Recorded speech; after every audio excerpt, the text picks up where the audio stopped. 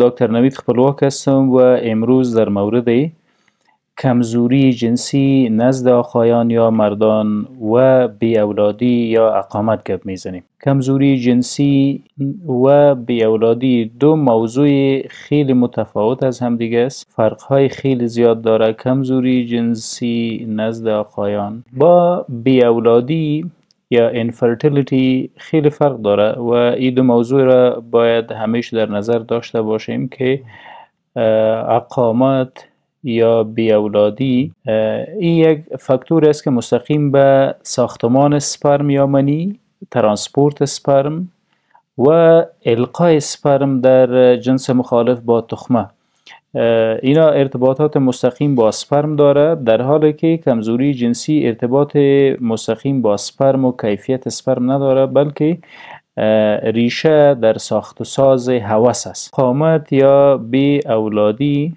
در آقایان یا مردها. اول انفرتیلیتی یا اقامت یا بی اولادی را مطالعه میکنیم، میبینیم که چی ها سبب میگرده که ما بی اولاد باشیم یا سپرم ما نتانه تخمه جنس مقابل القا کنه و بالاخره حمله به وجود بیاره. قبل از رفتن به ساختمان لکچر یا انفرتیلیتی یک بار حجری به نام سپرم مطالعه میکنیم. سپرم یا منی. سپرم یک دانش حیثیت یک حجره را داره. شما اگر سپرم در یک تست تیوب بعد از انزال ببینین، فرضاً این ساحه را اگر تحت میکروسکوپ مشاهده بکنیم، یک سلاید است، سلاید تحت میکروسکوپ میبینیم، فرضاً این ناحیه یک مقدار یک قطره اسپرم مندازیم، این ساحه را اگر تحت میکروسکوپ ببینیم یک ساختمان داره. هر کدام از سپرم مثل اجسام زنده شناور است و اینا هر کدامش در میکروسکوپ قابل دید می باشه. اگر شما سپرم در میکروسکوپ ببینین، اینی نوع یک ساختمان داره. یکی از این سپرما را اگر در اینجا رسم بکنیم، ببینیم که کدام ساختمان ها در سپرم داخل است. خب قسمت فوقانی هید آف سپرم یا سر سپرم است. هید آف سپرم این شد قسمت خدامی یا سر سپرم. این ناحیه را به نام گردنی سپرم یا نک آف سپرم یاد میکنه. اینا اجزای اناتومیک سپرم است که به تحت عنوان مورفولوژی سپرم هم مطالعه میشه. این قسمت این پرده نازک به نام پلازما ممبرین یاد میکنه یا غشای حجروی سپرم. سپرم خودش یک حجره زنده است که توسط حرکات مارپیچ خود مثل ماهی شنا کرده و خود تا به تخمه میرسانه. پلازما ممبرین یا غشای حجروی سپرم. ساختمان داخل سپرم این ناحیه شامل میتوکندریا های خیلی زیاد است. میتوکندریا یک ساختمان داخل حجروی است. وظیفه خیلی حیاتی در حجره داره. این ساخت و ساز انرژی در بدن توسط میتوکندریا صورت میگیره. میتوکندریا ها در هر حجره موجود است و وظیفه اساسی میتوکندریا هم ساخت و ساز انرژی است. انرژی را به شکل ATP و ATP و ADP می سازه. ادینوسین ترای فاسفید و ادینوسین دای فاسفید. چرا انرژی ضرورت است که توسط میتوکندریا در سپرم ساخته شود؟ چون سپرم شناور است، حرکت میکنه و به موتیلیتی یا حرکت خود به نیاز داره به انرژی. این ناحیه آخری سپرم به نام تیل آف سپرم یا دم سپرم یاد میشه که وظیفه اساسی که به عهده داره توسط حرکات مخصوص خود مثل شنای ماهی به پیش میرانه بدنه سپرم pushing sperm in female gender. بعد از اینکه سپرم بعد از اجاکولیشن یا انزال به جنس مقابل ترانسپورت میشه فیمیل جندر، این بدنه سپرم یا این قسمت سپرم که قسمت آخری یا third part یا end part of sperm است کمک میکنه که سپرم شنا کنه و حرکت کنه به طرف بالا. در ناحیه قدامی سپرم در این ناحیه ساختمان ظریف موجود است به نام اکروزوم. وظیفه اکروزوم چیست؟ زمانی که سپرم حرکت کنه با تخمه یک جا شود، فرضاً این تخمه است و این هم سپرم بعد از انزال آمد خود رسان به تخمه. قسمت اکروزوم سپرم اولین استراکچر سپرم است که با تخمه جنس مقابل تعامل و ارتباط برقرار میکنه و از این طریق آیسته آیسته پنتریشن یا به داخل تخمه سپرم میره که پروسه فرتیلایزیشن یا القا به درستی صورت. اوکی، ساختمان دومی که پایین تر از اکروزوم در سر یا هد اف سپرم موقعیت داره نیوکلس یا هسته سپرم است. قبلا گفتیم که سپرم یک حجره زنده است و هر حجره زنده هسته داره. در داخل هسته هم ساختمان کوچک دیگه موجود است به نام نیوکلولس یا هستچه. اگر این هستچه را در اینجا کم کلانتر رسم کنیم میفهمیم که در داخلش چی موقعیت داره. خب این هستچه یک سپرم است. در داخل هستچه دی ان ای یا کودهای مخصوص یک مرد موجود است. دی ان ای دیوکسی نیوکلیک اسید، کودهای مخصوص ژنتیک موجود است که میره و با تخمه القا شده و نتیجه شام پرگننسی یا حمل است. اگر به یک قسمت از سپرم به ساختمان سپرم صدمه برسانه، فرضاً به پلازما ممبرین صدمه برسه، سپرم صلاحیت القا را از دست میده، چون در مسیر حرکت خود در کانال وجاینا یا در جنس مقابل با پیشی که مواجه میشه سپرم از بین میبره، قبل از هدف میموره. اگر اکروزوم این ناحیه سپرم صدمه ببینه بنابر هر ملحوظ، خصوصا حرارت بیش از حد بیشتر از هموطنان ما در هوای سرد به سوناها میره که آسیب بد به سپرم میرسانه، باید حداقل در امو اتاق گرمه که حرارت خیلی زیاد است متوجه صحت خود باشیم. اگر اکروزوم صدمه ببینه پروسه القا به کلی توقف میکنه، چون این اولین قسمت است که تعامل با تخمه برقرار میکنه. اما قسم اگر هسته که کودهای ژنتیک موجود است و اصل جوهر حمل توسط هسته و دی ان ای صورت میگیره، اگر صدمه ببینه میتونه که به کلی از حمل جلوگیری بکنه و حمل به وجود نمیاد. به می قسمت صدمه در مایتوکندریاها در این ناحیه اگر باشه، سپرم نمیتونه حرکت بکنه، چون به حرکت خود و رسیدن تا به تخمه نیاز به انرژی داره. مرکز انرژی که عبارت از مایتوکندریا است، اگر صدمه ببینه ATP و ADP ساخته نمیشه، این دو نوع انرژی است. وقت نبود سپرم موتیلیتی یا حرکت خود کم میکنه یا از دست میده و بالاخره نمیرسه به هدف خود که تخمه است. اما قسم اگر این بدنه سپرم یا دم سپرم نباشه، کوتاه باشه، صدمه ببینه، فیلامنتس یا مواد که در ترکیبش موجود است فیلامنتس کم باشه یا ناقص باشه، اینا همش میتونه سبب اقامت یا بیاولادی نزد مردها بگرده. خب خلاصه تر میسازیم که انفرتیلیتی یا اقامت یا بیاولادی در مردها بیشتر کدام صدمات در سپرم و در وجود می داشته باشیم کسایی که انفرتایل یا عقیم هستن. خب اول باید ببینیم مورفولوژی سپرم. قبلا براتون گفتم که حتما یا در ساختمان در استراکچر سپرم کدام تغییری به وجود آمده. این فرضاً یک سپرم است، دمش کوتاه است. این یک سپرم است، صدمه در مایتوکندریا دیده، انرژی ساخته نمیتونه. و یا سپرم است که قسمت خدامی یا اکروزومش صدمه دیده، نمیتونه پروسه القا را به پیش ببره. در مورفولوژی چیز دیگه که خیلی مهم است موتیلیتی یا حرکت سپرم مثل چوچه ماهی اگر تحت میکروسکوپ دیده شود قابل مشاهده است. موتیلیتی یا حرکت داره و حرکتشان به منظور رسیدن به تخمه است. اگر حرکت سپرم کم شد، موتایل نبود، انفرتیلیتی به وجود می بیشتر از در یک ایجاکولیشن یا در یک القا باید حداقل 70% سپرم موتایل یا متحرک باشه که حمل نورمال یا پرگننسی نورمال به وجود بیاید. خب در پهلوی مورفولوژی یا ساختمان سپرم که گفتیم تغییرات در قسمت سپرم به وجود میاد، چیز دیگه که مشخص می سازه انفرتیلیتی یا اقامت موجود است مورتالیتی اسپرم است. اما قسم مقدار اسپرم، والیم اسپرم، کوانتیتی و والیم اسپرم، اینا هم خیلی مهم است در موجودیت یک حمل نورمال. خب اینا هم اسباب است که میتونه انفرتیلیتی یا بی اولادی را به وجود بیاره. اگر کوتاه‌تر روی در پهلوی بی اولادی کوتاه‌تر در مورد کمزوری جنسی نزد مردان یا آقایان صحبت بکنیم.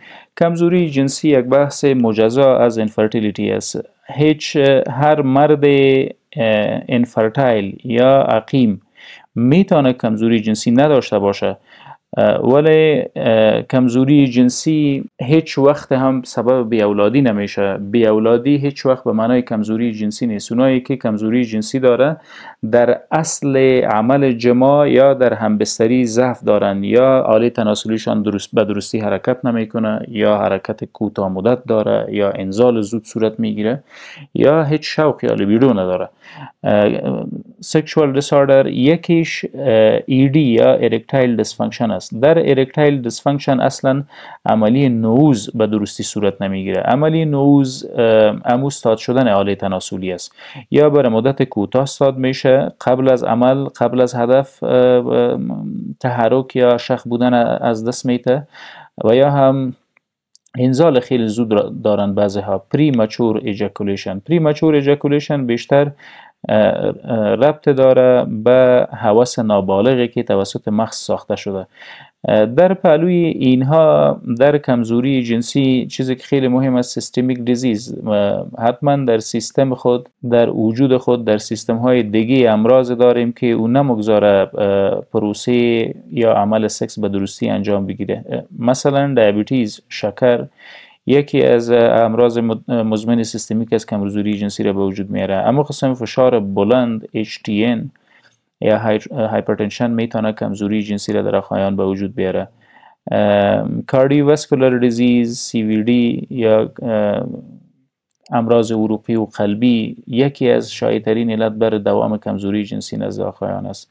سایکیاتری یک چیزی که خیلی مهم در جامعه ما، سایکولوژیکال کازز، یعنی قهر، غصه، تشویش، اضطراب، انگزایتی، ترس و بیم اگر بر سالهای سال دوام داشته، سیستم عصبی را تحت فشار آورده یا محاصره کرده، سیستم عصبی هم در تقلص یا حرکت عضلات پینس یا عضله آلت تناسلی کمک درست نمیکنه، و یا هم انگیزه برای داشتن مقاربت جنسی هیچ تولید نمیشه توسط مغز، یا لیبیدو نمی باشه. هم از اینا ریشه در سایکولوژی یا در روح و روان ما داره. اما قسم امراض اندوکراین یا هورمونیک میتونه سبب کمزوری جنسی باشه. مثلا کمبود هورمون تستوسترون و نوع فعالشان دی هیدروکسی تستوسترون اگر در خون کم بود میتونه در دراز مدت سبب کمزوری جنسی بگردد. خب اگر دوباره بیایم و در اینجا ای قسمت از یورترا یا امو نلکه یا امو پایپ است که ادرار به طرف بیرون هدایت میده. ای هم گلنس پینس یا سر آلت تناسلی، در دو طرف آله تناسلی مردها ساختمان‌های ظریف موجود است به نام خوسیه یا بیضه. وظیفه اساسی بیضه ساخت و ساز سپرم یا منی است و این منی هم توسط پایپ های کوچک به نام واس دکتس انتقال میکنه به پروستات و از پروستات هم میره به محیط بیرونی.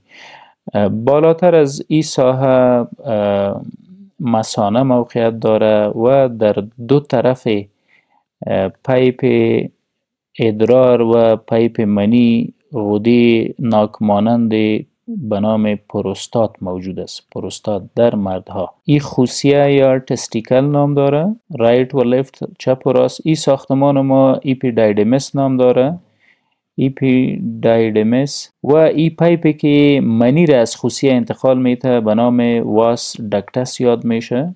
در بی اولادی هم از اینا دخیل است. اگر خوسیه التهاب داشت، انفکشن داشت، عفونت داشت، تومور یا سرطان های خبیث و سلیم داشت، نمیتونه سپرم تولید کنه، بالاخره سبب اینفرتیلیتی یا اقامت نزد مردها یا بیاولادی نزد مردها میگرده. در پهلوی از اینا میتونه عفونت در اپیدیدیمس باشه، سبب از این حالت بگرده. اگر بندش موجود باشه، یک قسمت از پایپی که سپرم انتقال منی را انتقال میته بند است، بیشتر در امراض اناتومی که به نام وریکوسیل این حالت اتفاق میسته. در وریکوسیل رگهای خون اینو تو مثل یک ریسمان دور بر هم میچسبه، میپونده و دور میخوره، اجازه نمیده که سپرم به محیط بیرونی انتقال کنه یا داخل به اینجا بیه. در غده پروستات ما، این غده پروستات است، پروستات گلند در مدها پایین تر از مثانه موقعیت داره و بالاتر از او مثانه یا یورینری بلدر است، یورینری بلدر. در کمزوری جنسی ارگان‌های مجاور میتونه رول داشته باشه. اگر سیستایتس یا التهاب مثانه داشته باشیم، سیستایتس یا التهاب مثانه، این التهاب مثانه سبب درد در انزال میگرده و در دراز مدت یکی از کمزوری جنسی است که مریض میتونه داشته باشه.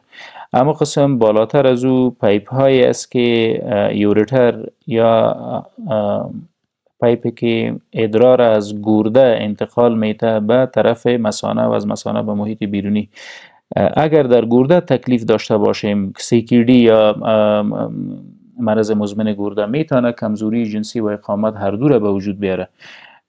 ساختمان پایین پینس یا آلت تناسلی مرد است. پینس از عضلات به نام بلب و کورنس و اسفنج و کورنس ساخته شده. رگهای خون، بلد وسلز یا رگهای خونی که میایه و به پینس یا آلت تناسلی خون میاره، اگر بندش داشته باشه میتونه سبب ارکتایل دیسفانکشن یا کمزوری جنسی یا اختلال در نعوذ بگرده. یعنی خون کافی نمیایه، انرژی کافی هم تولید نمیشه و انرژی کافی که تولید نشد، شخ شدن عضله هم به وجود نمیایه. این ساحه آلت تناسلی به نام گلنز پینس یاد میشه، بیشتر توسط قارچ ها عفونی میشه. اگر عفونت موجود بود در استاد شدن آلت تناسلی مزاحمت میکنه و این هم میتونه سبب کمزوری جنسی نزد آقایان بگرده. در پهلوی اینها علت دیگه از کمزوری جنسی که میتونه مستقیما بالای آلت تناسلی فشار بیاره، فرضاً قهر، غصه، تشویش، اضطراب، دیپرشن، انگزایتی، هم از اینا موجود است، برای سالهای سال دوام کرد. این وضعیت ما مستقیما بالای سیستم عصبی مرکزی یا مغز فشار میاره، CNS Central Nervous System. وظیفه سنترال نروس سیستم در خصوص سکس یا جماع یا همبستری، ساخت و ساز انگیزه و روار کردن انگیزه ها و حاله ها به رگهای عصبی جهت به وجود آوردن تقلص و مینتیننس و داشتن تقلص. در کجا؟ در عضلات اسفنج و کورنس و بلب و کورنس که پینس یا آلت تناسلی ما را ساخته. مستقیما بالای سیستم عصبی فشار آورده. سیستم عصبی هم توسط سیستم عصبی اتونامیک یا خودکار و سوماتیک، اتونامیک و سوماتیک، انگیزه ها را انتقال نمیده. هدف اصلی سکس که در حقیقت نعوذ آلت تناسلی به وجود نمیآید یا به اصطلاح عام آلت تناسلی نمیخیزه. قهر و غصه، تشویش، اضطراب مستقیم میتونه این وضعیت به چالش بکشه. داشتن امراض مزمن چون شکر، فشار، سرطان ها همش میتونه سبب کمزوری جنسی بگردد. خوب، در آخر خلاصه تر میسازم که کمزوری جنسی هیچ ربطی به بیاولادی نداره. اقامت یا بیاولادی، عقیم بودن یا بیاولادی به این معنا که یا سپرم خراب است یا حرکتش خراب است یا حرکت نمیکنه یا مسیر حرکتش در یک جای بند است، هیچ ارتباط هم با کمزوری جنسی نداره. و کمزوری جنسی نزد آقایان که یک فاکتور کثیر الابعاد است، ابعاد خیلی زیاد داره، شکر، فشار خون، امراض سیستمی که دیگه، سرطان ها، عفونت ها، همه از اینا میتونه سبب به وجود آوردن کمزوری جنسی نزد آقایان بگردد. برای معالجه علت باید معالجه کنیم، علت از بین ببریم. خلاصتر روی تریتمنت یا معالجه کمزوری جنسی گپ میزنیم. خوب، اول باید علت پیدا بکنیم، علت معالجه بکنیم. اگر کمزوری جنسی برخواسته از مشکلات روانی است، میتونیم از دواهای SSRI سیروتونین ریاپتیک اینهیبیتورز تحت نظارت دکتر استفاده بکنیم. همچنان از سپلمنتس که بیشتر به نام ترایبولس، یک بوتی طبیعی است یا مواد طبیعی است، نتیجه خیلی خوب داره، به شکل کپسول و تابلت قابل یافت می باشه. ترایبولس همه قسم. اگر تکلیف در رگهای خون بود، میتونیم از ویزو دایلیترز استفاده کنیم. ویزو دایلیترز یا سلدنافیل که به نام وایگرا هم مشهور است، سلدنافیل، تدالافیل، اینا همش ادویجات است که در کوتاه مدت میتونه کمک کنه برای برقراری رابطه جنسی، ولی برای دراز مدت باید اصل علت معالجه بکنیم. به طور مثال اگر CKD کرونیک کدنی دیزیز یا مرض مزمن گرده سبب بیاولادی یا اقامت و یا سبب کمزوری جنسی شده باشه، به خاطر که اونا را برطرف کنیم باید معالجه CKD را بکنیم.